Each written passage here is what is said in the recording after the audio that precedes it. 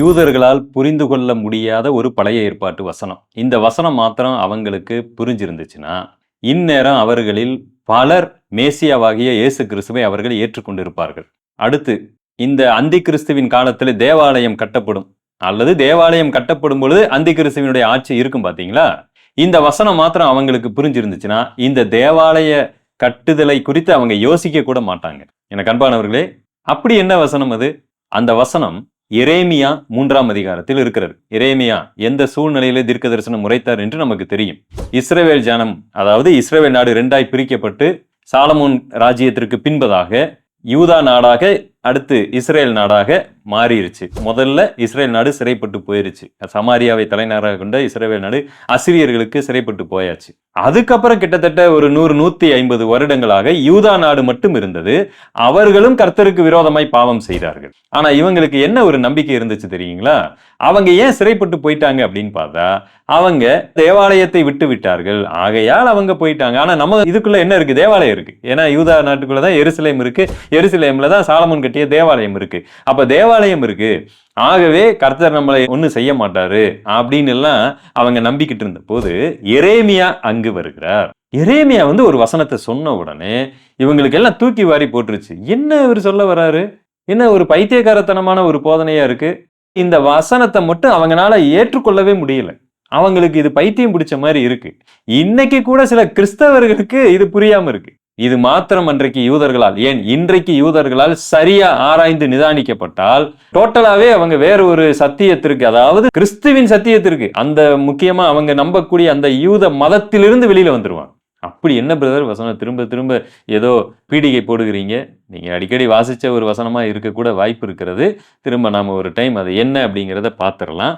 எரேமியா 3ஆம் அதிகாரம் 16வது வசனம். நீங்கள் தேசத்திலே பெருகி பழுகுகிற அந்நாட்களிலே, இனிமேல் நடக்கிற ஒரு நாளை பத்தி அவர் பேசுகிற அந்நாட்களிலே, அவர்கள் கர்த்தருடைய உடன்படிக்கை பெட்டி என்றும் இனி சொல்வதில்லை. அது அவர்கள் மனதில் எழும்புவதும் இல்லை, அது அவர்கள் நினைவில் வருவதும் இல்லை, அதை குறித்து விசாரிப்பதும் இல்லை, அது இனி செப்பனிடப்படுவதும் இல்லை என்று கர்த்தர் சொல்லுகிறார். எரேமியா இதை பேசும்போது சாலமோன் கட்டிய தேவாலயம் இருக்கிறது, அந்த தேவாலயத்துக்குள்ள உடன்படிக்கை பெட்டியும் இருக்கிறது, அந்த உடன்படிக்கை பெட்டிக்கு சாட்சி பெட்டி இப்படி எல்லாம் பெயர் வைக்கப்பட்டிருக்கிறது. அந்த உடன்படிக்கை பெட்டியை பற்றி தான் இப்ப எரேமியா பேசுறாரு.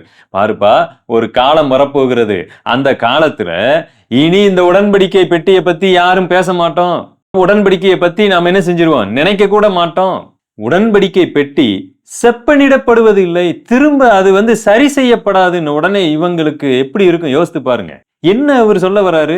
இப்ப நமக்குள்ள நல்லா போய்கிட்டு இருக்கு, எல்லாம் நல்லா ஆட்சி செஞ்சுக்கிட்டு இருக்காங்க, நல்லா சந்தோஷமா இருக்கிறோம். இப்ப போயிட்டு தேவாலயத்தில் இருக்கிற உடன்படிக்கை பெட்டியை யாரும் சரி செய்ய மாட்டாங்கன்னா, அப்ப அந்த உடன்படிக்கை பெட்டி காணாம போதா, அல்லது சுக்குநூறா உடைக்கப்பட போகிறதா?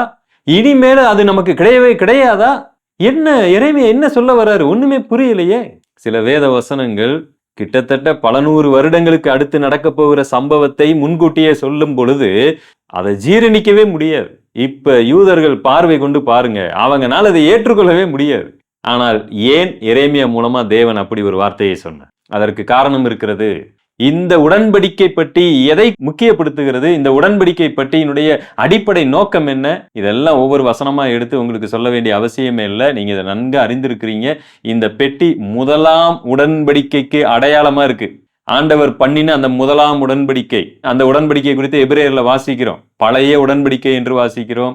முதலாம் உடன்படிக்கையில அவர்கள் இல்லை, அதனால தேவன் அடுத்த புதிய உடன்படிக்கை, 2ஆம் உடன்படிக்கையை தேட வேண்டி இருந்தது, இப்படி எல்லாம் வாசிக்கிறோம் அல்லவா? அந்த முதலாம் உடன்படிக்கைக்கு அடையாளமாக அந்த 10 கட்டளைகள் மோசே உடைத்து போட்டதற்கு பதிலாக தேவன் கொடுத்த அந்த 10 கட்டளைகளை இந்த பெட்டிக்குள்ளாக வைத்திருந்தார்கள். முக்கியமா அது போக ஆரோனுடைய துளிர்த்தது அந்த மன்னா, சரி ஓகே. ஆனா இதெல்லாம் எதை காண்பிக்குதுன்னா, இந்த பெட்டி இருக்குதுன்னு சொன்னா அவர்கள் முதன் உடன்படிக்கை கீழாக இருக்கிறார்கள் என்று அர்த்தம். இந்த பெட்டி இல்ல, இந்த முறைமை இல்லை என்று சொன்னால் அவர்கள் அந்த உடன்படிக்கையிலே இல்லைன்னு அர்த்தம். எனக்கு அன்பானவர்களே, எரேமியா மூலமா தேவன் ஒரு மிகப்பெரிய ஒரு அற்புதமான ஒரு சத்தியத்தை வெளிப்படுத்தினார். ஆனா அவங்க பார்வையில பார்த்தா இது எப்படி இருக்குன்னா, என்னடா அது பைத்தியக்காரத்தனமா இருக்கு, இந்த பெட்டி தான் எங்களுக்கு எல்லாமே அப்படின்னு நினைச்சுக்கிட்டு இருக்காங்க. 1 சாமுவேல் 6ஆம் அதிகாரத்துல கூட சண்டை போட போகும்பொழுது பெட்டியை தூக்கிட்டு தான் போய் சண்டை போட போனாங்க. அந்த ஒரு 3 அதிகாரங்கள் நீங்க வீட்டுல வாசித்து பாருங்க, 4, 5, 6, 7 இதெல்லாம் பாத்தீங்கன்னா அந்த ஏலி செத்தது இது எல்லாம் பாருங்க, பெட்டியை வச்சுட்டு போய் சண்டை போட்டா நம்ம ஜெயிச்சிருவோம்னு போனாங்க. அந்த அளவுக்கு அவர்களுக்கு இந்த பெட்டி ஒரு முக்கியமான ஒன்று, சாட்சி பெட்டி. நடந்தது என்ன தெரியுங்களா? எரேமியாவினுடைய இந்த வசனத்தை அன்றைக்கு இருந்த யூதர்களும் புரிஞ்சுக்கல, இன்றைக்கு இருந்த யூதர்களும் புரிஞ்சுக்கல. அன்னைக்கு நேபுகாத்நேச்சார் மன்னன் வருகிறான், தேவாலயத்தை தீக்கிரையாக்குகிறான். இந்த தேவனுடைய பெட்டியும் என்ன செய்யப்படுகிறது? அழிக்கப்படுகிறது, உடைக்கப்படுகிறது, சர்வநாசம் செய்யப்பட்டு விட்டது. நீங்க எப்படி சொல்றீங்க? என்ன ஆதாரம்? ஏன்னா இந்த வசனம் என்ன சொல்லுது தெரியுங்களா? திரும்ப அந்த பெட்டி செப்பனிடப்படுவதில்லை அப்படின்னா என்ன அர்த்தம்? அது உடைக்கப்பட்டிருக்கிறது, மீண்டும் அது செப்பனிடப்படுவதில்லை, புதிதாய் அது உருவாக்கப்படுவதில்லை அப்படிங்கிற வார்த்தைனா டோட்டலாவே அந்த பெட்டி என்ன ஆயிருச்சு? அழிஞ்சு போச்சு, புதுசா ஒன்ன உருவாக்க போறாங்க. செப்பனிடப்படுவதில்லை, ஏற்கனவே அறகுறையா உடைச்சு தீக்கிரையாக்கப்பட்டிருக்கலாம், அதுல கொஞ்சம் ஏதாவது சிதிலங்கள் மிந்தி இருக்கலாம், அதை சரி பண்றது.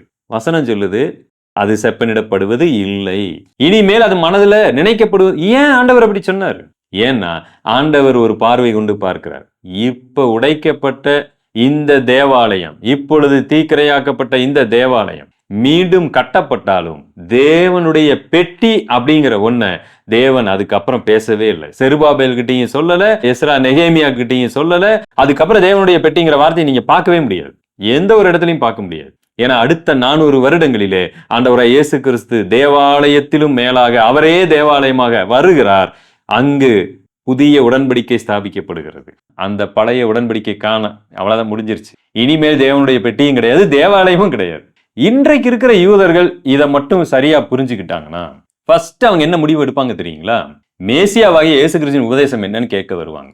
நம்பர் 2, இனிமேல் இந்த தேவாலயம் பழைய உடன்படிக்கையின் அடிப்படையில கட்டப்படுகிற அந்த தேவாலயம் தேவையற்றது என்பதை உணர்வார், அது அவசியமற்றது என்பதை உணர்வார்கள், அது பழைய உடன்படிக்கை என்பதை உணர்வார்கள். ஆனால் அதை எல்லாம் உணராததுனால, அதுக்கு தெளிவா வசனம் இருக்கு, ஆனாலும் அவர்கள் அதை உணரவில்லை. இனிமேல் பெட்டி உங்க மனசுலையும் வராது, அது தேவையில்லை என்று ஆண்டவர் சொன்னாலும் கூட இவர்கள் மீண்டும் கர்த்தருக்கு விரோதமாக நாங்கள் பழைய உடன்படிக்கையின் அடிப்படையில் தேவாலயத்தை கட்டுவோம்னு போய் நிற்பாங்க. அதனால பல பிரச்சனைகளை சந்திப்பார்கள். இவங்க கட்டின தேவாலயத்துல அந்தி கிறிஸ்து பன்றியை பலியிடுவான். இவங்க தேவனுக்கு ஒரு அவகீர்த்தி எல்லாம் உண்டு பண்றாங்க. கடைசியில தேவனே சட்டத்தை நிலைநாட்டுகிறதை பார்க்கிறோம். அந்த சமயத்துலதான் அவர்கள் கிறிஸ்துவையையும் மெய்யான தேவனுடைய ஆலயம் எது என்பதையும் புரிந்து கொள்வார்கள். அவர்கள் கட்டிய அந்த தேவாலயம் பரலோக ராஜ்யத்துல இருக்கும். என்னன்னா இது ஆண்டவர் ஆராதிக்கிறதற்கான தேவாலயமா இருக்காது. அந்த தேவாலயம் நமக்கு எல்லாம் ஒரு அடையாளமா இருக்கும். இஸ்ரவேல் ஜனங்கள் கடைசியில எப்படி மனம் திரும்பினாங்க, கர்த்தருக்கு விரோதமான சூழ்நிலையில எப்படி இந்த ஆலயத்தை கட்டினாங்க, இந்த அடிப்படையில அவைகள் எல்லாம் ஒரு அடையாளமா இருக்கலாம். இன்னும் ஒரு சில வேத ஆசிரியர்கள் அந்த தேவாலயத்துல பலி கூட அடையாளமாய் செலுத்தப்படும் என்றெல்லாம் நம்புகிறார்கள். கான்ட்ரவர்ஷியலான ஒரு பெரிய ஒரு டாபிக்ல இழுத்துட்டு போயிடும். அதனால இப்போதைக்கு இதோடு கூட நீங்க உங்களுடைய சிந்தனையை வைங்க. அந்த தேவாலயம் பழைய உடன்படிக்கையை அவர்களுக்கு நினைவுபடுத்தி கொண்டிருக்கிறது. அந்த தேவனுடைய பெட்டி பழைய உடன்படிக்கையை நினைவுபடுத்தி கொண்டிருக்கிறது. ஆனால் எரேமியா மூலமா சொல்லிட்டாரு, இதுக்கப்புறம் நீங்க அந்த பெட்டியை நினைக்க கூடாது, அது தேவையில்லை, செப்பனிடப்படுவதும் இல்லை. ஆனால் அவர்கள் அதை நம்பல, அவங்களுக்கு அது புரியல. ஏன்னா புதிய உடன்படிக்கையை ஏற்றுக்கொண்ட நமக்கு அது புரிகிறது. ஒரு சில பல யூதர்கள் கூட அதை உண்மையாய் உணர்ந்து வந்துட்டாங்க. இந்த வசனத்தை நாம யூதர்களுக்கு எடுத்து காண்பிக்க வேண்டிய கட்டாயத்தில் இருக்கிறோம். இப்ப நாம பழைய உடன்படிக்கையில் இல்லை, அந்த சாட்சி பெட்டியின் உடன்படிக்கையின் அடையாளத்தின் கீழாக நாம இல்லை. நாம இயேசு கிறிஸ்துவின் இரத்தத்தினாலாகிய புதிய உடன்படிக்கைக்கு கீழாக இருக்கிறோம். இதுதான் நமக்கு இன்னைக்கு கிடைத்திருக்கிற மிகப்பெரிய பாக்கியம். அடுத்த ஒரு பதிவில் உங்களை நான் சந்திக்கிறேன். தேங்க்யூ. God bless you.